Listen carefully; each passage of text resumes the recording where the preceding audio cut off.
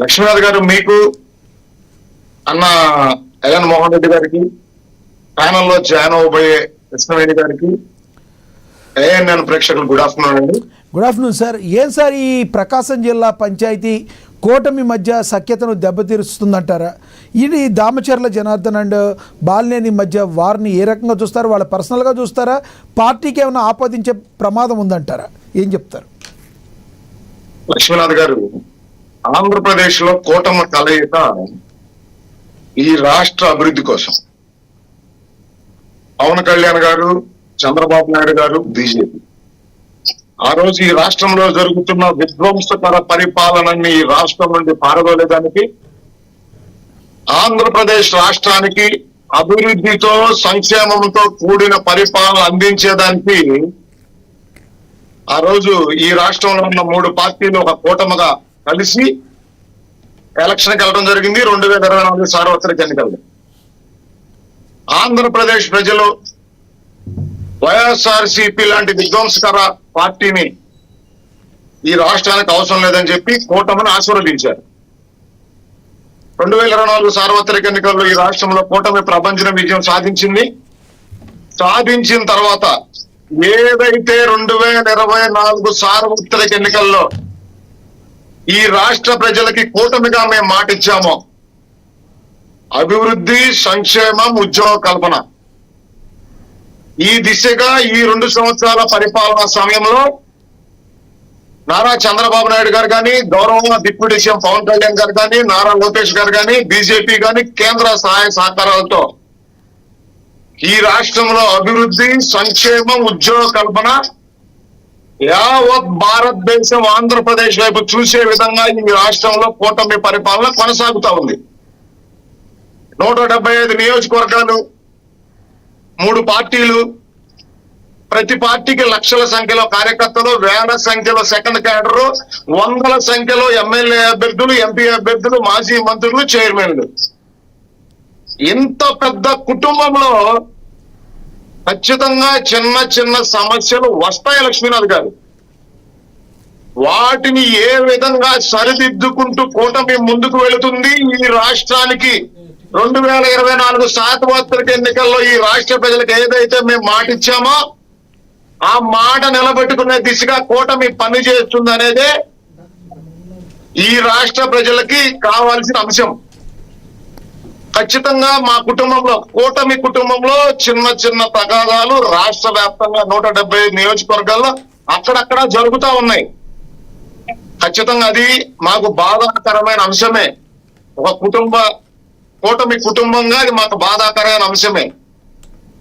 కూటమిలో ఉన్న తెలుగుదేశం కావచ్చు, జనసేన కావచ్చు, బీజేపీ కావచ్చు, ఆయా నియోజకవర్గాల్లో ఏదైనా సమస్యలు ఉంటే ఖచ్చితంగా అధినాయకత్వానికి దృష్టికి తీసుకొచ్చి మీ సమస్యల్ని సరిదిద్దుకోమని పదే పదే తెలుగుదేశం పార్టీ అధినాయకత్వం, జనసేన పార్టీ అధినాయకత్వం, బీజేపీ అధినాయకత్వం చెబుతూనే ఉన్నారు.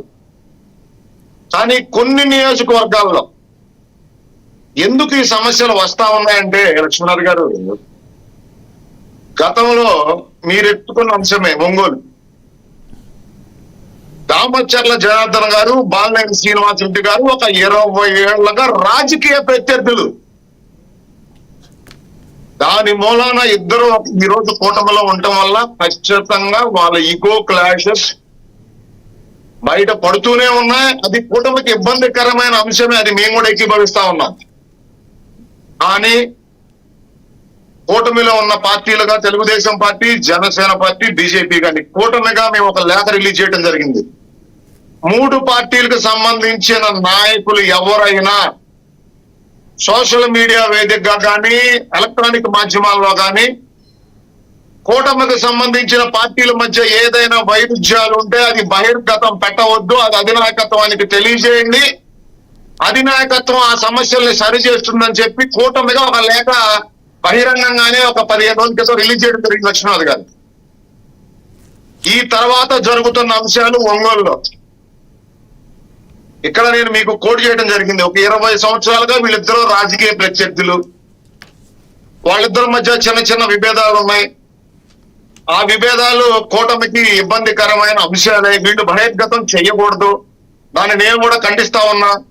కూటమిలో ఉన్న అయితే నాయకులుగా అయితే అజయ్ గారు, ఇక్కడ ఏదైతే మీ కూటమి నేతల మధ్య ఉన్న ప్రాబ్లంని ఒక పార్టీకి సంబంధించిన బాలినేని శ్రీనివాసరెడ్డి గారు లాంటి వాళ్ళు రావడం అనేది 100% ఇది కరెక్ట్ కాదని టీడీపీ నేతలు డైరెక్ట్గా మాట్లాడటాన్ని ఎలా చూస్తారు?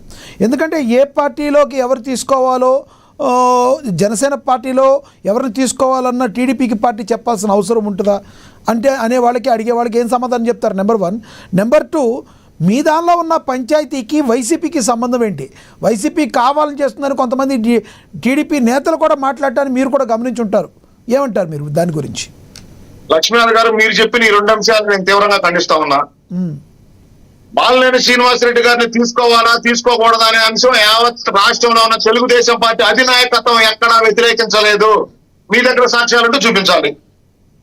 2వ అంశం మాట్లాడుతా ఉన్నా, ఏదైతే ఇవాళ మేము వైసీపీ మీద నెడతా ఉన్నాం, మా కుటుంబంలో జరుగుతున్న చిన్న చిన్న అంశాలను మేము సరిదిద్దుకోలేక వైసీపీ మీద నెడతా ఉన్నాం అంశాన్ని కూడా నేను తీవ్రంగా ఖండిస్తా ఉన్నా. ఇది మా కుటుంబంలో జరుగుతున్న చిన్న చిన్న ఇబ్బందులు, వాటిని మేము సరి చేసుకుంటాం. కానీ మేము ఏం మాట్లాడుతూ ఉన్నామంటే, కూటమి విడిపోతేనే వైఎస్ఆర్సీపీ రాష్ట్రంలో బతుకు సాగిస్తా ఉంది, దానికోసం వైఎస్ఆర్సీపీ ప్రయత్నం చేస్తా ఉంది. చిన్న చిన్న అంశాలను కూడా ఏదో ఒక విధంగా జనసేన తెలుగుదేశం పార్టీ కార్యకర్తల మధ్య విద్వేషాలు రెచ్చగొట్టేదానికి వైఎస్ఆర్సీపీ సోషల్ మీడియా పని చేస్తా ఉంది. అది నేను ఘంటాపదంగా చెప్తా ఉన్నాను మీ ఛానల్ ద్వారా యావత్ రాష్ట్ర ప్రజలకి. నేను ఈరోజు సూటిగా అడుగుతా ఉన్నా లక్ష్మీనాథ్ గారు, బాలినేని శ్రీనివాసరెడ్డి గారు రాకని ఏ రాష్ట్ర నాయకత్వం తెలుగుదేశం పార్టీలో వ్యతిరేకించింది? మీ కింద నేను కోట్ చేశా, ఒంగోలు నియోజకవర్గంలో 20 సంవత్సరాలుగా దామచర్ల జనార్దన్ గారు, బాలినేని శ్రీనివాసరెడ్డి గారు రాజకీయ ప్రత్యర్థులు.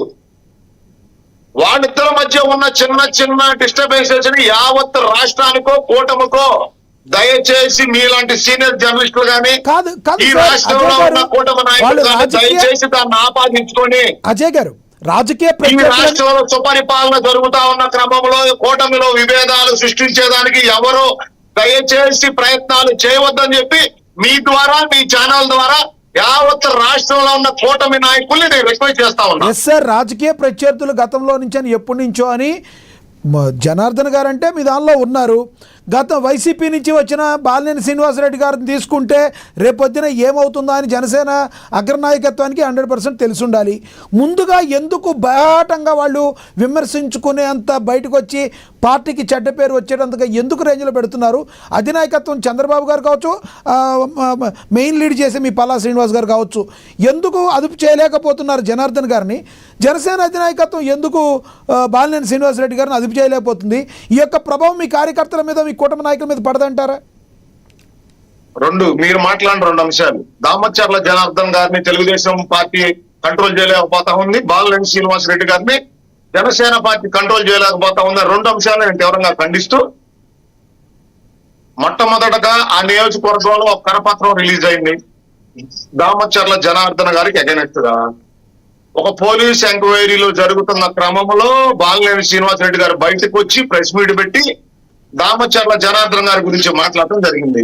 ఆ తర్వాత దామచర్ల జనార్దన్ గారు బయటకు వచ్చి బాలినేని శ్రీనివాసరెడ్డి గారి మీద, ఇక్కడ మీరు ఒక అంశం క్లియర్ గా అండర్లైన్ చేసుకోండి లక్ష్మీనాథ్ గారు, దామచర్ల జనార్దన్ గారి మీద బాలినేని శ్రీనివాసరెడ్డి గారు మాట్లాడారు.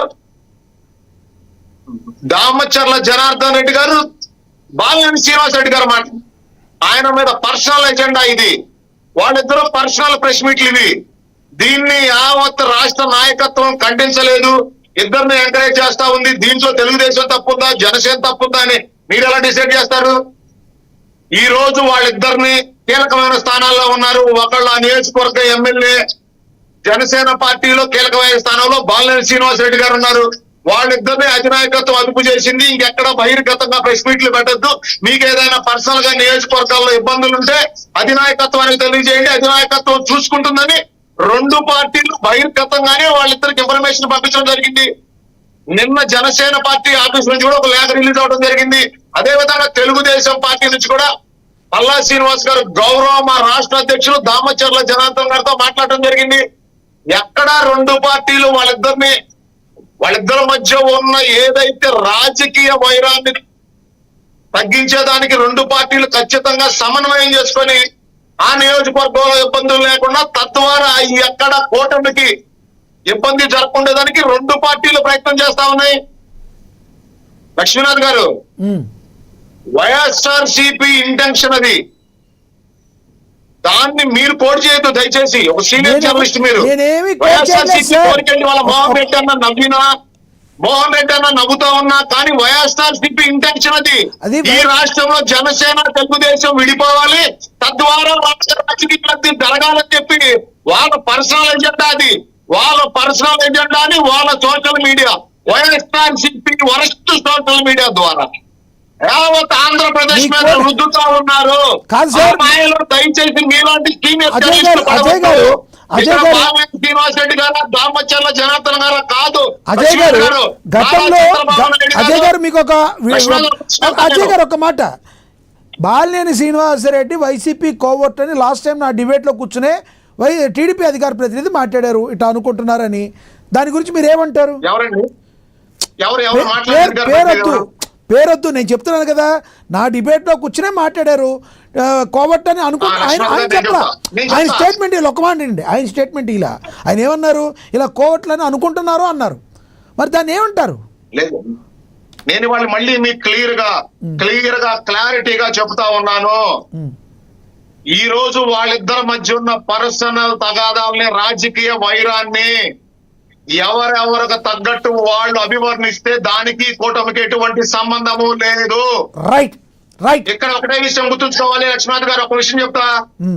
ఈ రాష్ట్రానికి అధినాయకుడు తెలుగుదేశం పార్టీకి నారా చంద్రబాబు నాయుడు గారు, జనసేనకి పవన్ కళ్యాణ్ గారు గౌరవ డిప్యూటీ సీఎం, బీజేపీకి గౌరవ నరేంద్ర మోడీ గారు, అమిత్ షా గారు, బీజేపీ జాతీయ అధ్యక్షులు, రాష్ట్ర గౌరవ అధ్యక్షులు మాధవ్ గారు, వీళ్ళందరూ కూర్చొని మాట్లాడుకోవాల్సిన అంశాన్ని ఎవరెవరో టీ కొట్ల దగ్గర, రోడ్డు మీదో, ప్రెస్ మీట్ లోనో ఎవరెవరు వాళ్ళ రాజకీయ లబ్ధి కోసం వాళ్ళు ఏదన్నా ఆవేశపడి ప్రెస్ మీట్లు పెట్టినా, మీడియాలో వీడియోలు పెట్టినా దానికి కూటమికి సంబంధం లేదు.